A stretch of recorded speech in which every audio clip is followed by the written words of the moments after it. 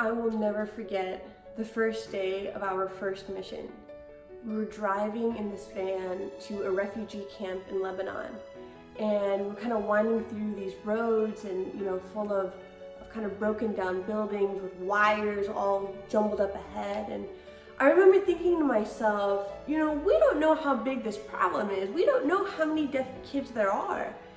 And I thought to myself, if we see 5, maybe 10 kids this mission, I'll be satisfied. That'll be enough for me. And what I didn't expect driving in that van was to arrive and see a line of patients, kids with their families, just standing, waiting for us to arrive. And we entered that clinic full of children, and we realized that we had not fully understood the scope of the problem, how huge it was. That first mission, we hadn't really set up any max capacity. We decided that we would see whatever kids walked in, and we didn't realize that that meant working 13, 14, 15-hour days without a lunch break. I mean, we were surviving on, passion and Arabic coffee. We had kids nonstop. It was overwhelming, to say the least. Over time, as we continued to run these missions every year, and with the incredible support and guidance of the Palestine Children's Relief Fund, we were able to better organize and build up our work.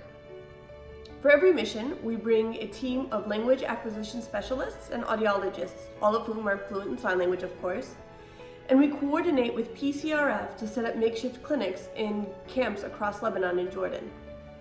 All of our patients visit 3 different rooms. They start with audiological screenings, figure out how deaf they are, what they can and can't hear, and then they're sent to the hearing aid fitting. There they work with another audiologist to kind of program the hearing aid, make the ear mold, and get them all set up with their hearing aids. And then lastly, all children go to the language therapy room. There they meet with Gregory Perez and they work on developing their language skills. So working with these kids, a lot of them don't have language. They don't know my sign language. I don't know their sign language, Lebanese, Jordanian, and some of them don't have language at all. But we find a way to communicate, gesturing and acting out, and really through play, because kids are kids and playing is playing. Giving them that possibility of hearing and sign language and hearing aids, just kind of developing those first parts of language and communication, and having them know what's possible to help them kind of develop some goals for future and what can happen with supports like this. For the most part, our patients come from war-torn Syria. We have some kids from Palestine and Iraq as well. And many of these children now living in a refugee camp struggle with the environmental aspect of deafness. So if you've ever been to a refugee camp, you see that most of the streets are not really streets the way that we understand it. They're very narrow alleyways, and cars just kind of zoom through, honking and just hoping that children get out of the way. And we've had many kids who come to us with a broken arm or with a history of broken bones because they have not heard the cars behind them honking. We had this one boy who came to us. He was 17 years old, and he was so desperate for a hearing aid, not really for the educational or the communication aspect, just because he wanted to be able to hear cars around him because he was so scared after having been hit by a car many times. So the audiological support that we provide, the screenings and the hearing aids, it's a really important part of the work that we do. But of course, a hearing aid itself is not enough to develop a language. So that's where the next part of our work comes in. The issue of language deprivation in these refugee camps is immense. I never would have imagined that children would be deprived of language so severe that they didn't know they had a name. They didn't know anything. They had no language.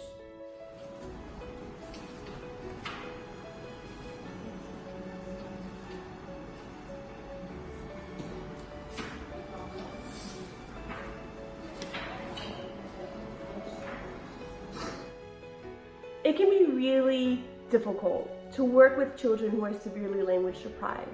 It's hard from an audiological standpoint to screen these children. It's hard from, a cultural perspective to see kids who haven't had the opportunity to develop language. But when you watch these kids grow linguistically, oh, it's an incredible feeling. We had the amazing opportunity to see hundreds of children sign their first word with us.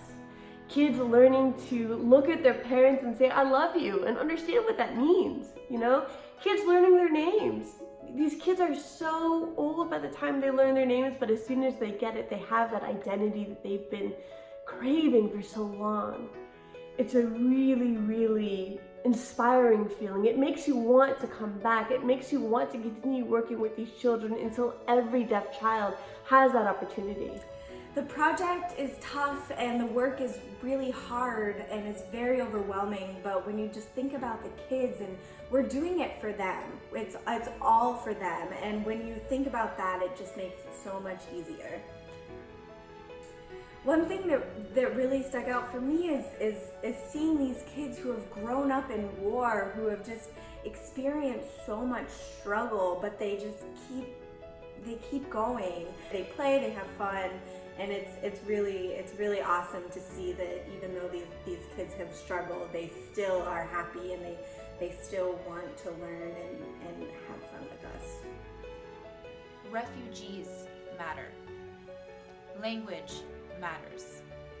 Language is powerful. So please, help us give the gift of communication